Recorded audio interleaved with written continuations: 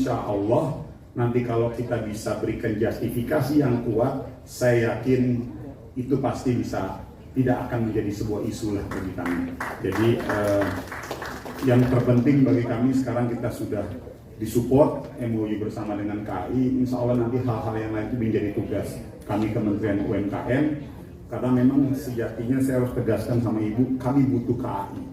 Jadi bukan posisinya terbalik, bukan KAI yang butuh kami, tapi kami butuh KAI. Salah satunya adalah yang kemarin terjadi di Mamahas Banjar, Kalimantan Selatan. Apa yang terjadi di Kalimantan Selatan itu bukan salah si A, salah si B, salah si C.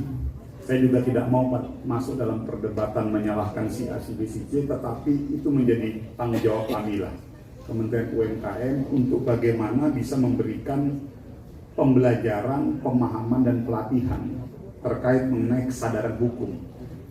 Dan yang kedua adalah bagaimana bisa memberikan sosialisasi kepada seluruh pihak di Indonesia bahwa penegakan hukum itu adalah prioritas utama kita.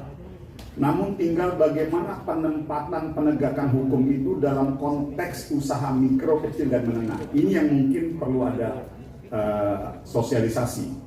Jadi kejadian di Kalimantan Selatan terkait Mamahas Banjar, saya ceritakan, ada salah satu pengusaha mikro, dia baru mulai tumbuh dan berkembang, menjual oleh-oleh. Jadi kurang lebih sama kayak begini, tapi bukan baju, tapi dia jual oleh-oleh makanan, ikan asin, dodol, dan lain sebagainya, diambil dari pedagang, petani-petani dan nelayan-nelayan di daerah-daerah, dikumpulkan. Usahanya berkembang. Dalam proses perkembangannya mungkin ada sedikit keteledoran Mamahas Banjar dalam hal sadar hukum terkait menampilkan tanggal kadaluarsa dan lain sebagainya. Nah, di satu sisi aparatur penegak hukum betul memang menegakkan hukum, tapi placement penempatan undang-undangnya yang mungkin perlu kita bicarakan lebih lanjut. Karena dari sisi kami Kementerian UMKM berharap lebih menggunakan undang-undang pangan. Nah, kalau sebagian besar menggunakan undang-undang perlindungan konsumen. Kalau misalnya penerapan undang-undang perlindungan konsumen diberlakukan kepada pengusaha mikro, dampaknya adalah sanksi hukuman dakwaan itu 5 tahun penjara, denda 2 miliar. Bisa bayangkan kalau misalnya semua pengusaha mikro di Indonesia ini diterapkan undang-undang perlindungan konsumen, saya yakin tutup ekonominya. Kenapa? Karena terkait tanggal kadaluarsa, hampir sebagian besar pengusaha mikro tidak menampilkan tanggal kadaluarsa.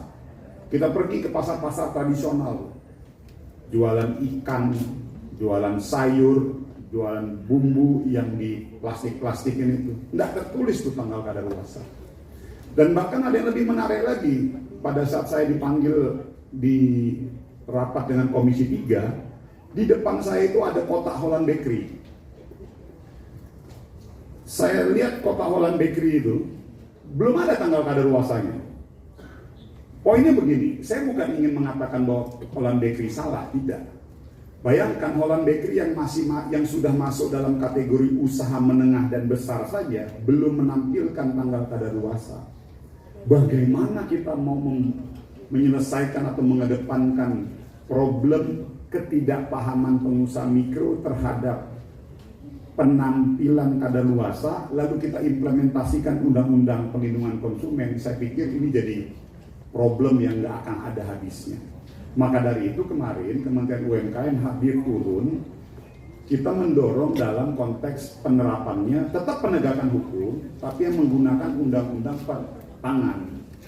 Kalau undang-undang pangan, sanksinya bukan sanksi pidana, tapi sanksinya sanksi administratif. Artinya ada ruang pembinaan di situ yang kita kedepankan. Nah, ini yang lagi mau kita dorong.